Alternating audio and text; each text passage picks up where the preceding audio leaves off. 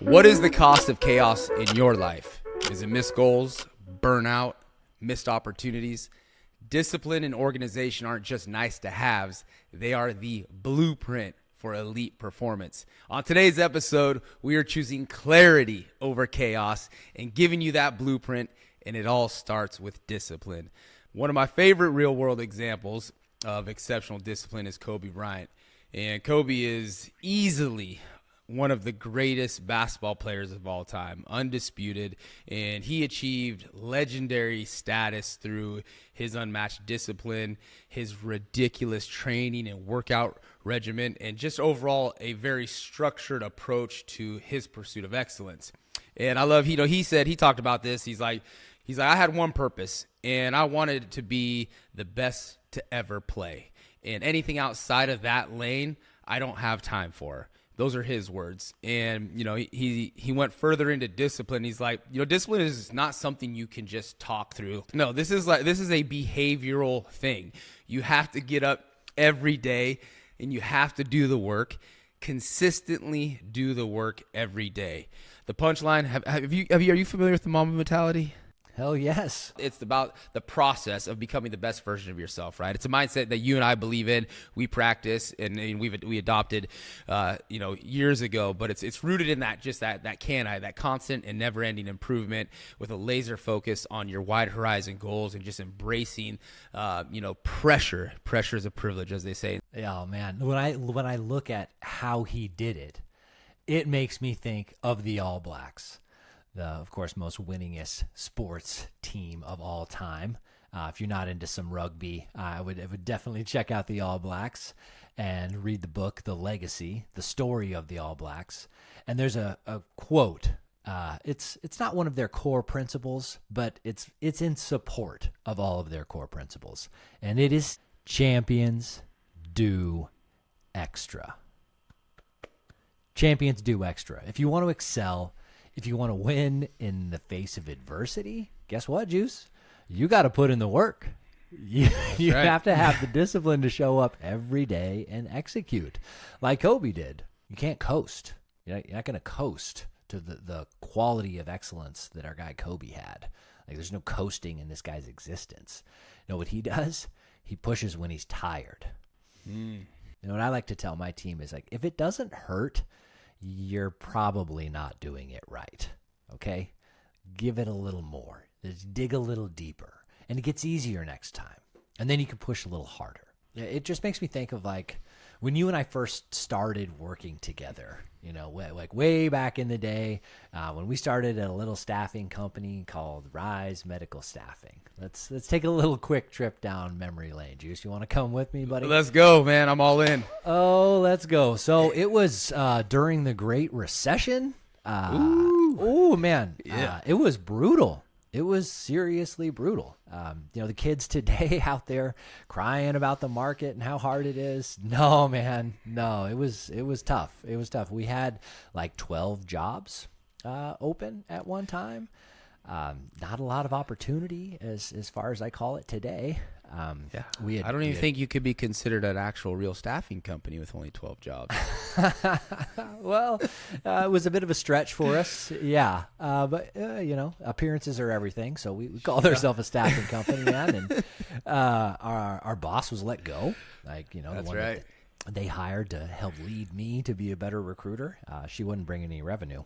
So she had to go. And we got the privilege of taking pay cuts, right? Live to fight another day. Yeah, I love that.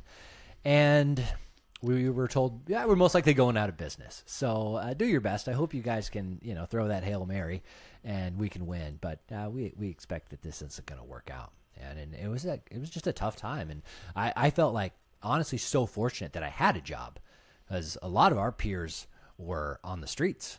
It was like 8 out of 10 people were unemployed, could not get a job. It was like, I'm not going to lose this job, man. I'm going to dig in and I'm going to figure it out, right? How I love to frame it up, man, is just those proverbial boats were burned, man. And I would like to say that we could take credit for burning the boats, but no, we cannot. Oh, it's this thing called the Great Recession that lit them ablaze for us. We're in survival mode. There is no plan B. There is no other option. Then we have to figure this out. And full disclosure, we didn't know how to figure it out. We didn't know what the answers were. We didn't know how we were going to get out of this moment. But what we did believe in was like, okay, we'll make these sacrifices. We're going to be more disciplined than ever before, and we're going to figure this out together. We're going to get out of this dark forest together. Yeah, we're motivated right now because it's survival. We're motivated because we're so fortunate enough to have a job. But did that motivation last? No, it did not, and it does not last. I love it. Yeah, motivation wanes. It's not a long-term solution. Discipline is what you have to put in.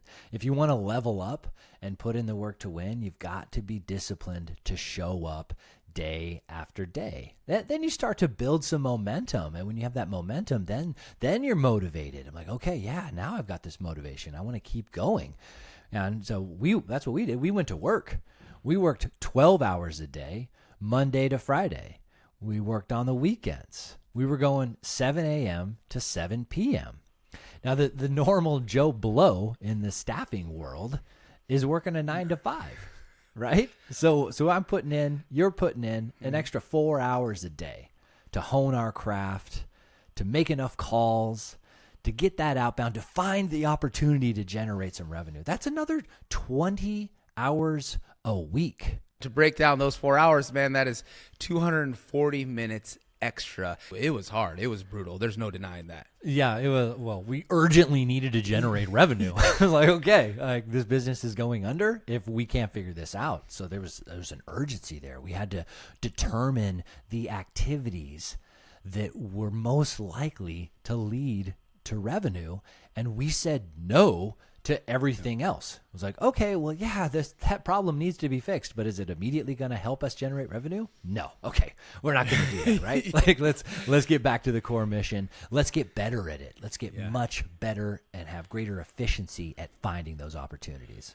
Yeah, and I love you just highlighted something that is so powerful to point out that I think is a very common mistake that leaders make, right? When shit hits the fan, right? Is that they want to chase things that aren't worth their time, or as you just said, that are not going to provide generate any revenue.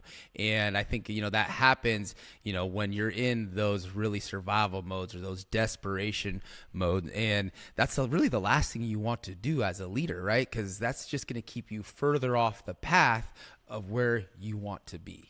And I said this at the beginning of this is that, we set an expectation for this episode that we talked about a blueprint. And so I think we should give the audience, 3 actionable things that tie directly into shaping that blueprint on how do you implement discipline. Punchline is like, okay, morning non-negotiables. Let's talk about that and starting your day with a short discipline routine. We both have morning rituals, so talk a little bit more about that. Man, our guy Robin Sharma says it best. And what he says is it's the early hours of the morning are the times of least distraction.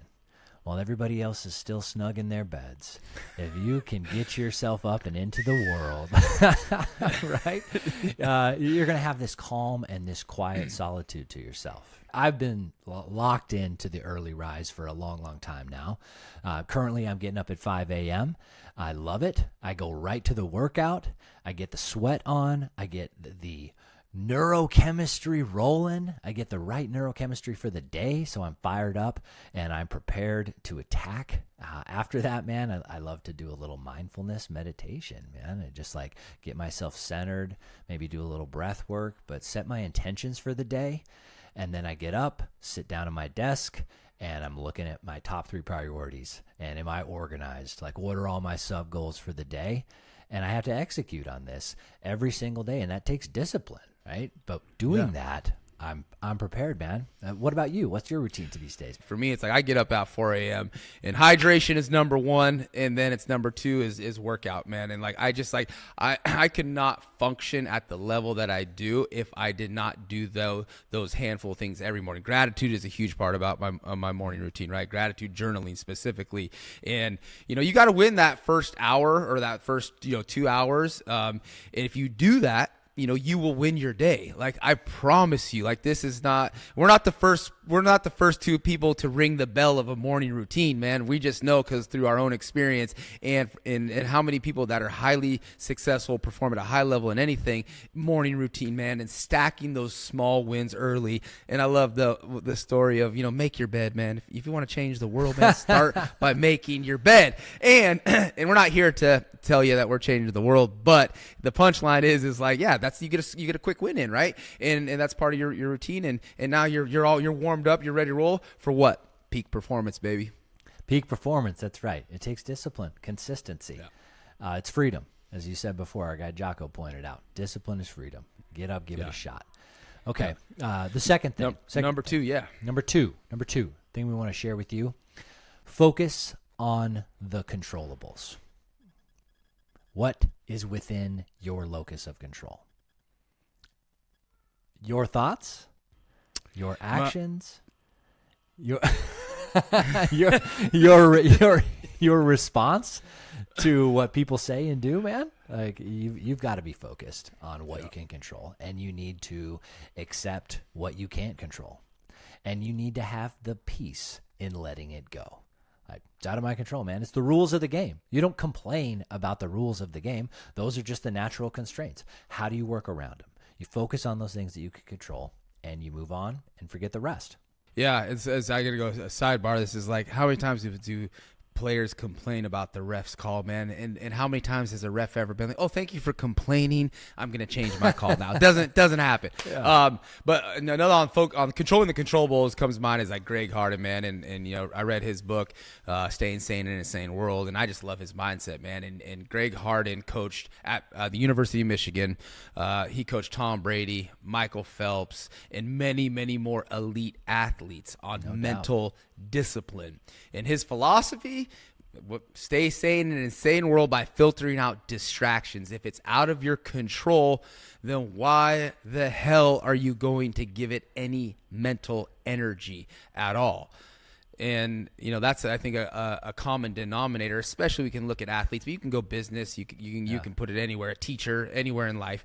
And it's like, man, don't focus on the real scoreboard or the proverbial scoreboard, but focus on the next play, that next action, right? And control your effort, control your preparation, control your attitude, control your mindset, control how you respond, and do not focus on the external noise.